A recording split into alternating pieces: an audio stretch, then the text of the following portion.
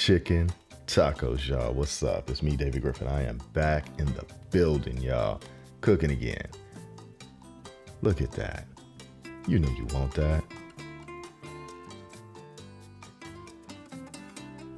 All right, y'all. Look, if it's your first time around, don't you dare forget, hit that subscribe button. All right, y'all. Let me tell you what we're doing. We're going to make some chicken tacos. For the most part, you're going to need taco shells, tomatoes, chicken thigh, black pepper, salt, cilantro, onion, garlic powder, thyme, cumin, sour cream. Hey, that's for your toppings. Avocado if you want. Definitely jalapeno. And don't forget the chili powder. So let's go ahead and get in there. We go ahead and wash down that chicken real nice. I know this is a big no-no to a lot of people to wash your chicken in your sink, or some people just washing your chicken at all, but I gotta do it. That's our prep game. Now we're going on ahead. We're gonna prepare by cutting up this chicken. Some of the fat, just some, not all. We're gonna trim it down, y'all. We're gonna trim that fat real nice, get a lot of it out of there. We don't need all of it. The cool part is, as we trim it like this, we have control, so we can keep some of it. We need some because without it, it's not soft and tender when it's finished cooking. We're gonna cut us some thin slices. Get in there close, X. Yeah, y'all like X is filming? You're doing a good job, I say. Yes. Hit that like and subscribe if you think he's doing a good job on the filming on this. So after we get about 3 pounds of chicken thigh cut up and prepped, this is what we got. Good job, X. Show them close. All right, so we're gonna take our chicken thigh that's chopped and prepped and washed.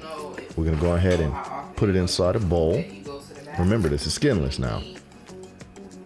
Now we're gonna combine our seasonings. I use half a chopped onion.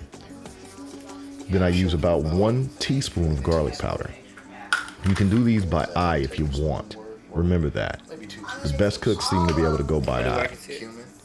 Then we're gonna add in some cumin. It's very important you add in the cumin. It gives it that good umami, robust taste. Well, not the robust taste, the onions give that, but the umami is definitely coming from the cumin.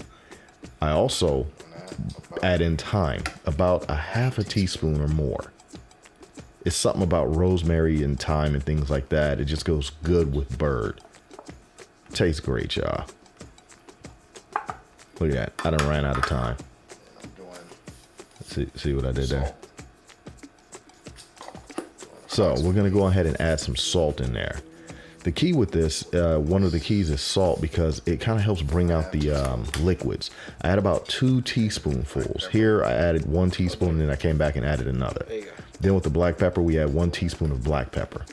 Now I didn't show it here, but I also added 2 teaspoons of chili powder, y'all. You need that chili powder. It helps bring the flavors together. The cool part is when this part is done, all you do is you go ahead and mix this up. You can mix it by hand, or you can use whatever tool you got around you. I just chose to use a knife. Mix it up good. You want to saran wrap it when you finish and sit it in the fridge. Now, the important part about sitting it in the fridge is the longer you chill it, the deeper the flavor. So I recommend 2 to 24 hours, 2 hours to a full day. Now let's do this salsa. Real easy, y'all. Look at that. We're doing a 1/4 onion, 2 tomatoes, a handful of cilantro, a half of jalapeno, 1 teaspoon of salt, and I take about a lemon, half the lemon, and squeeze the juice from it. Some people say use lime. I'm cool with lemon. Now I'm gonna tell you the truth. The more cilantro you use, the better the taste. To me, to my taste. But remember, this is a salsa. It's the heart and soul of the taco we're making. Now, when you're preparing the jalapeno, if you want it fire hot, you leave those little seeds right there in that core, you leave it in. But in our case, we're taking it out. Why? Because we only need a mild salsa. It gives this taco an easy eatability rating. And no bathroom remorse. Look at that. Look at those pretty colors. There you go, X. You know what to get that B-roll of. All right, we're doing good so far. Now what we're gonna do is we're gonna take all of those fresh vegetables we just cut up, and you know, if you consider a tomato a fruit, so be it. We're gonna put in a cup. Now the big thing is we're gonna add a half of a lemon, up to a half of a lemon worth of juice, 1 teaspoon of salt, and then we just take a fork and mash it together. The salt brings out the liquids and turns it into salsa for you. And then you chill it in the refrigerator till you're ready to use it. Chili powder. Get you that old classic cast iron skillet. Now, go ahead and heat that bad boy up with some oil. I happen to add just a little more chili powder to just visually see it, and just shook it until I got a nice red color just before I put it in.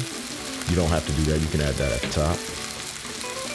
So we go ahead and fry it. Look at it.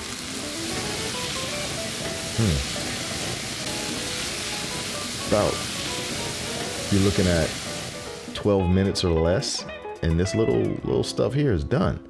Cook that on a high heat. All right, everybody knows how to do tortilla shells, right? In our case, we just used a non-stick pan because we don't want no mistakes. Warm them up.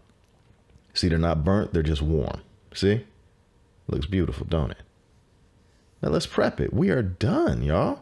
You see, these tacos only took grand total about 1 hour, hour and a half, because I didn't chill everything as long as ordinarily.